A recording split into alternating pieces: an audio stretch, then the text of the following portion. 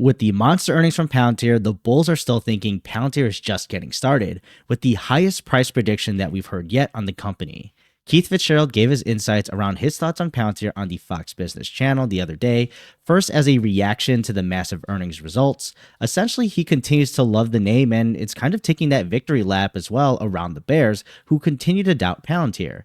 Yes, Palantir is one of those companies that if you look at the bare surface of the fundamentals is quite expensive, but he knows the ontology and their technology in general is what's putting them ahead, which sometimes you just can't price, which Wall Street typically doesn't like to get into because, sometimes it doesn't check all those boxes like you mentioned.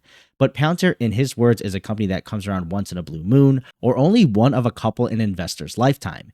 Keith, no doubt, is very excited about the earnings results and did also comment on the historical look back at Palantir's price action when asked about the drought back in 2022. Keith loves the name and said it was still a buy back then, and with hindsight we get today, things have turned out very well for him with his conviction.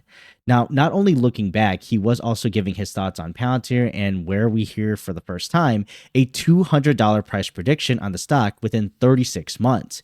Hearing that, what are your raw reactions? I'm curious about hearing a $200 price prediction for them. Is this realistic to you? Do you think there will be hiccups or maybe not? And see this as a point of stagnation to grow their fundamentals? Or even if I dare say, does anyone think that this is still not high enough for where Palantir is going and what they're showing? But either way, now I know the immediate jump we saw from earnings makes this look kind of small for a 3-year time period, but looking across the broader market and, typical investment returns, basically doubling the price within 3 years from this point is still very aggressive.